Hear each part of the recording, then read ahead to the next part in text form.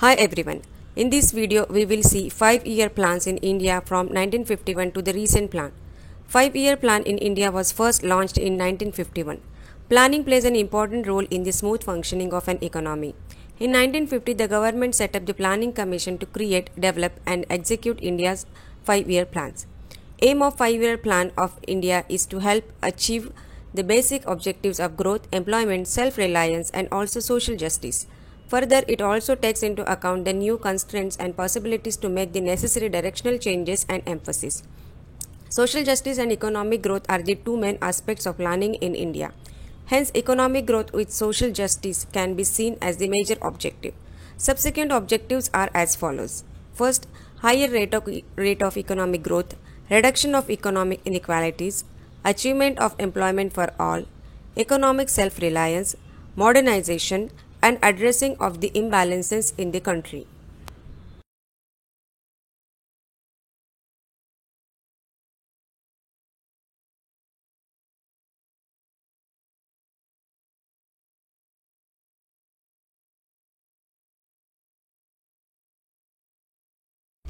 First 5-year plan from 1951 to 1956. Target growth was 2.1% and actual growth was 3.6%. It was based on Harrod-Dumont model. Objectives of this plan were rehabilitation of refugees, agricultural development to achieve food self-sufficiency in the shortest possible time, and control of inflation. The plan focused on agriculture, price stability, power, and transport. It was a successful plan primarily because of good harvest in the last 2 years of the plan. Objectives of rehabilitation of refugees, food self-sufficiency, and control of prices were achieved. Second 5-year plan from 1956 to 1961. Target growth was 4.5% and actual growth was 4.3%. The Nehru-Mahalanobis model was adopted.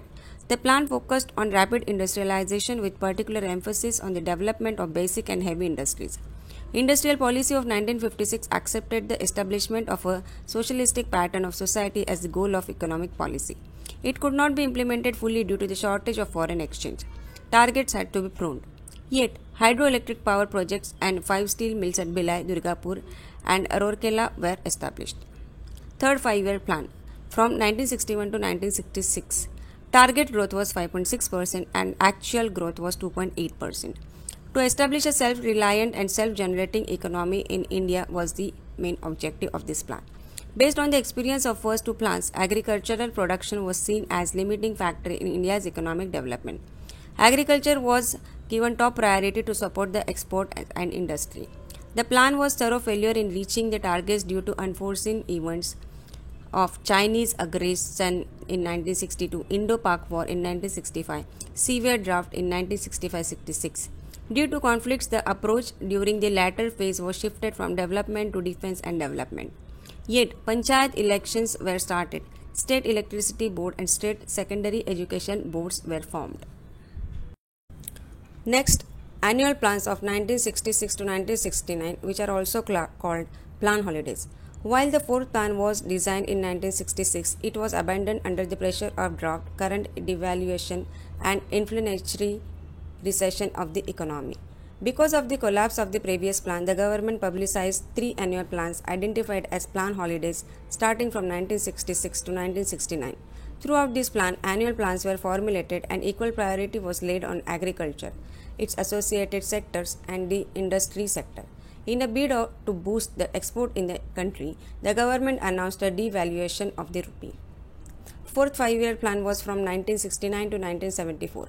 Target growth was 5.7%, whereas actual growth was 3.3%. Its period was born from 1969 to 1974 under the headship of Indira Gandhi. There were two primary aims of this plan, that is growth with constancy and progressive accomplishment of self-reliance. Main emphasis was on growth rate of agriculture to enable other sectors to move forward.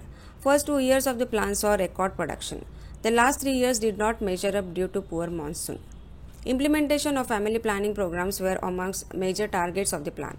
Influx of Bangladeshi refugees before and after 1971 Indo-Pak War was an important issue along with price situation deteriorating to crisis proportions, and the plan is considered as big failure. Yet, the Indira Gandhi government nationalized 14 major Indian banks and the Green Revolution in India advanced agriculture. Fifth five-year plan was from 1974 to 1979. Target growth was 4.4% and actual growth was 4.8%. This plan was based on Garibi Hatao, justice, employment, agricultural production and defense. It proposed to achieve two main objectives: a removal of poverty, that is Garibi Hatao, and attainment of self-reliance. Promotion of high rate of growth, better distribution of income, and significant growth in the domestic rate of savings were seen as key instruments. Due to high inflation, cost calculations for the plan proved to be completely wrong and the original public sector outlay had to be revised upward. After promulgation of emergency in 1975, the emphasis shifted to the implementation of Prime Minister's 20-point program. FYP was downgraded to the background, and when Janata Party came to power in 1978, the plan was terminated. Yet the Indian National Highway System was introduced for the first time. Next plan was Rolling Plan, which was from 1978 to 1980. There were two sixth plans. Janata government put forward a plan for 1978 to 1983 emphasizing on employment. In contrast to Nehru model, which was government criticized for concentration of power, widening inequality and for mounting poverty.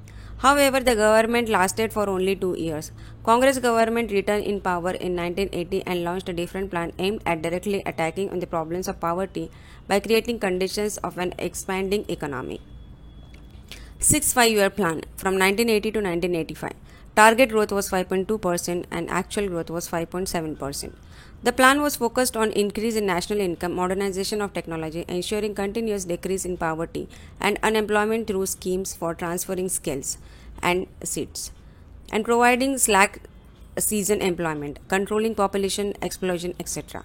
Broadly, the sixth plan could be taken as a success as most of the targets were realized. Even though during the last year, that is 1984-85, many parts of the country faced severe famine conditions and agricultural output was less than the record output of previous year. Seventh five-year plan, 1985 to 1990. Target growth was 5% while actual growth was 6%. The plan aimed at accelerating food grain production, increasing employment opportunities and raising productivity with focus on food work and productivity. The thirst areas of the seventh five-year plan have been listed below. First, social justice, removal of domination of the weak, using modern technology, agricultural development, anti-poverty programs, full supply of food, clothing and shelter, increasing productivity of small and large-scale farmers, and making India an independent economy. With a growth rate of 6%, this plan was proved successful in spite of severe drought conditions for the first 3 years consecutively. This plan introduced programs like Jawahar Rozgar Yojana. Based on a 15-year period of striving towards steady growth, the seventh plan was focused on achieving the prerequisite and self-sustaining growth by the year 2000. The plan expected a growth in labor force of 39 million people and employment was expected to grow at the rate of 4% per year. Some of the expected outcomes of the 7th five-year plan are as below. Balance of payments, merchandise exports, merchandise imports, projections for balance on payments. Under the 7th five-year plan, India strove to bring out a self-sustained economy in the country with valuable contributions from voluntary agencies and the general population. 8th five-year plan from 1992 to 1997. Target growth was 5.6% while actual growth was 6.8%. The plan undertook drastic policy measures to combat the bad economic situation and to undertake the annual average growth of 5.6% through introduction of fiscal and economic reforms, including liberalization under the Prime Ministership of Shri P.V. Narasimha Rao. Some of the main economic outcomes during 8th plan period was rapid economic growth, that is highest annual growth rate so far was 6.8%, high growth of agriculture and allied sector and manufacturing sector, growth in exports and imports, improvement in trade and current account deficit.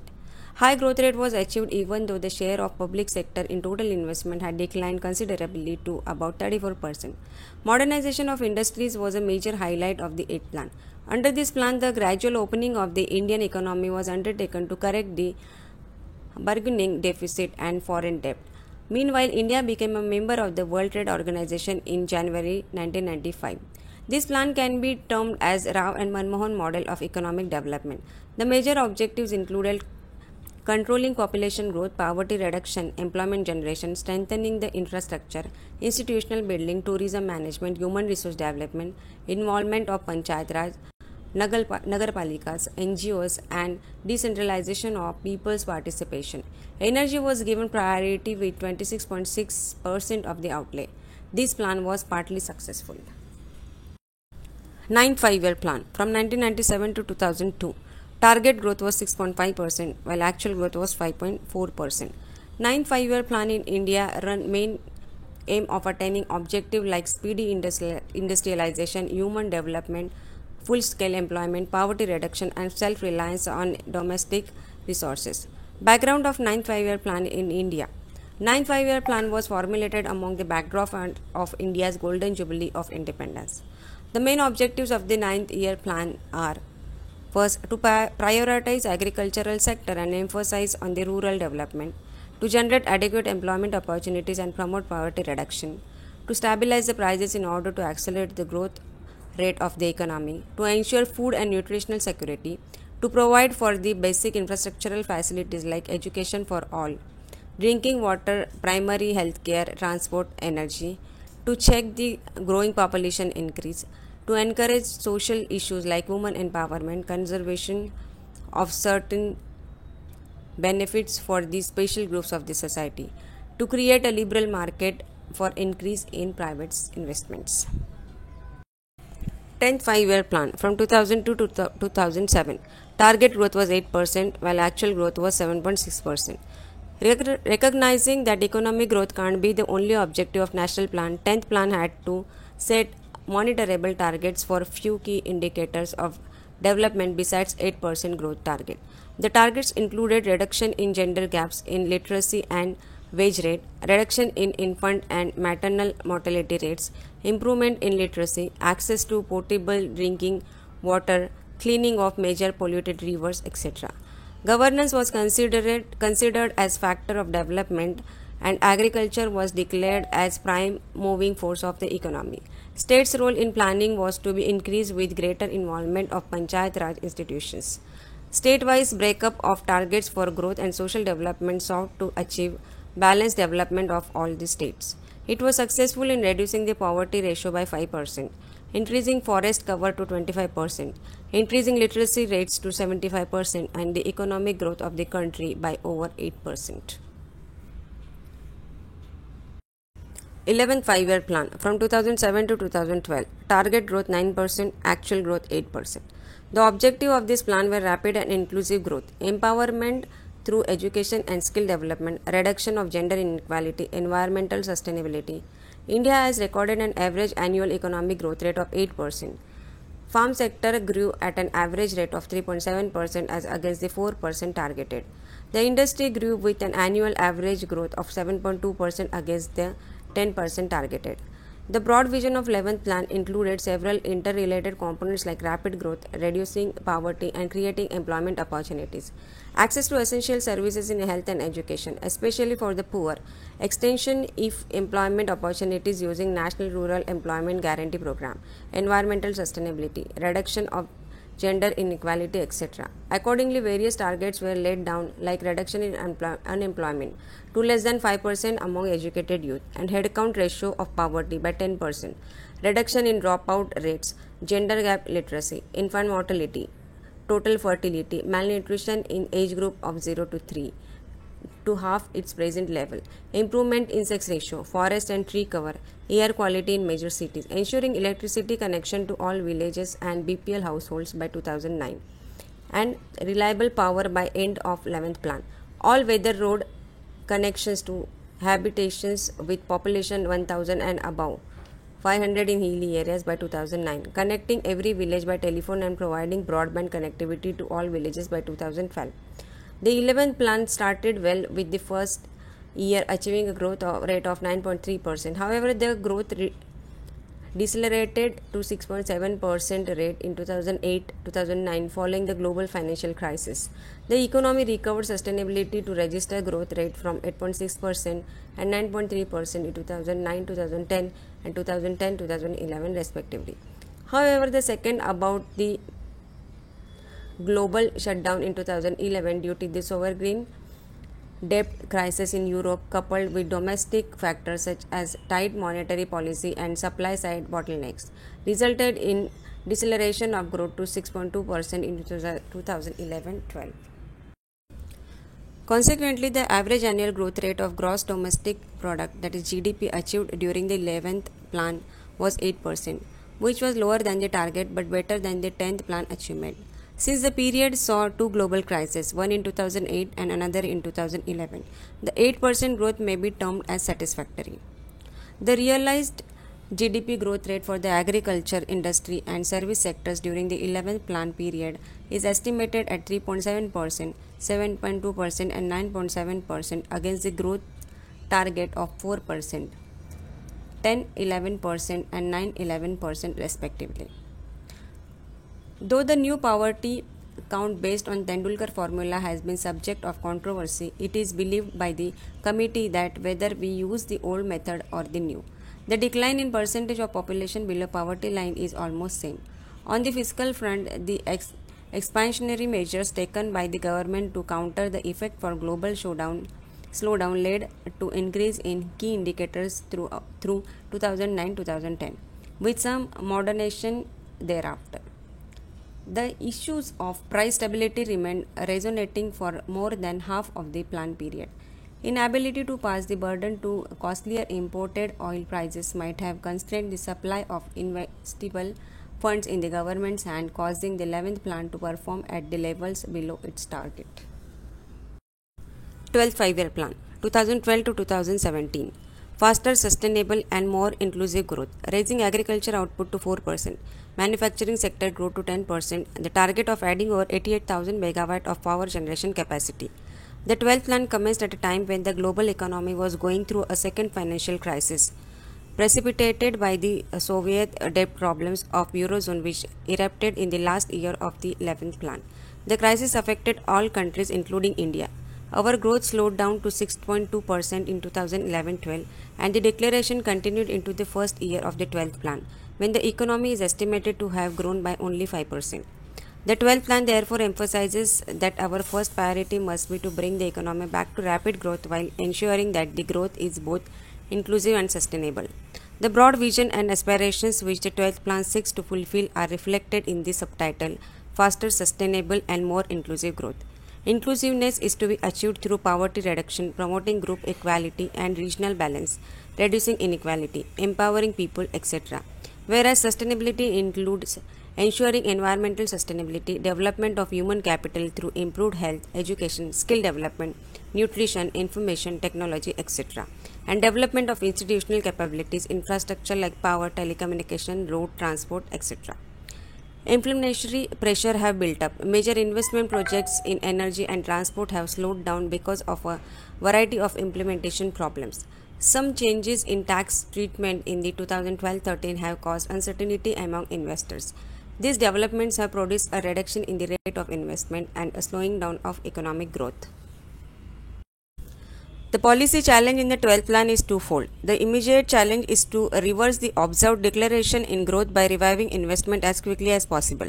This calls for urgent action to tackle implementation constraints in infrastructure which are holding up large projects, combined with action to deal with the tax-related issues which have created uncertainty in the investment climate.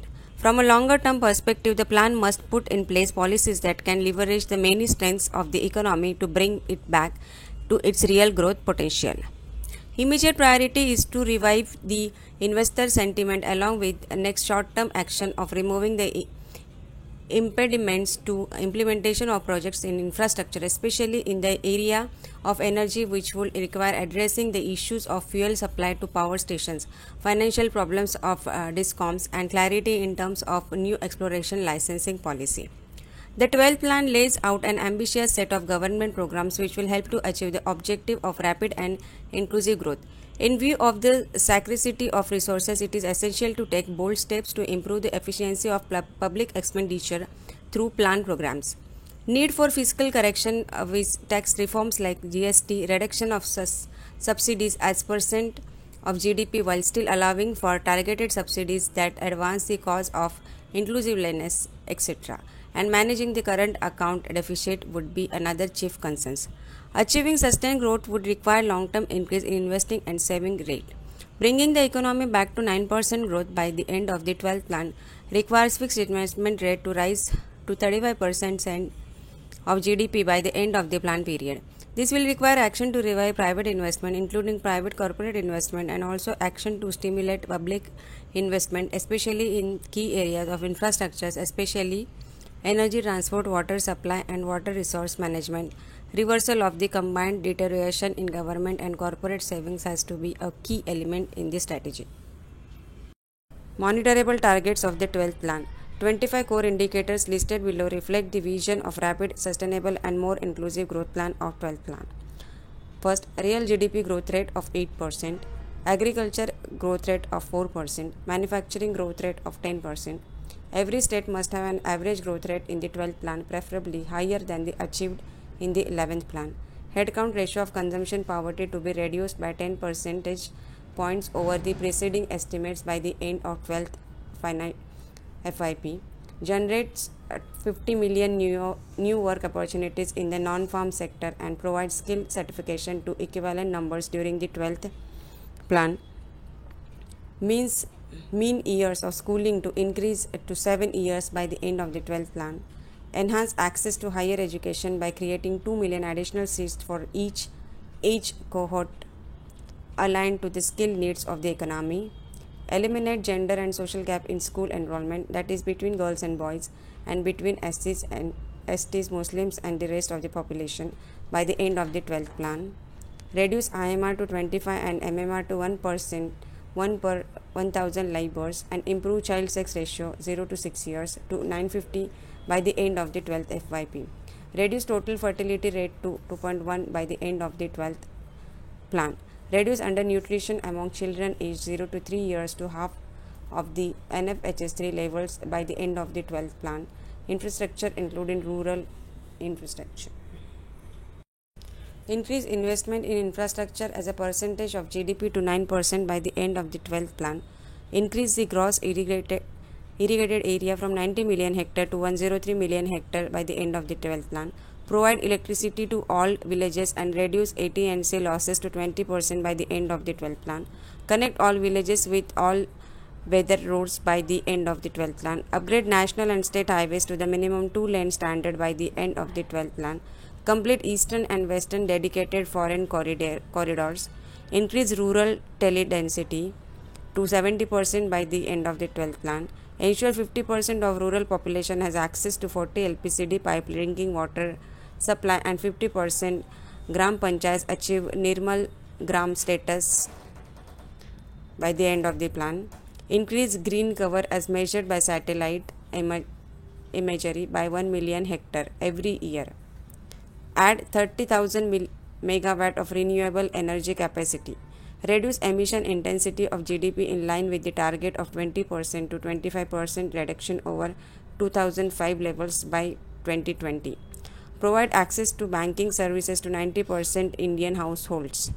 Major subsidies and welfare related beneficiary payments to be shifted to a direct cash transfer by the end of the 12th plan using the Aadhaar platform with linked bank accounts. Thank you.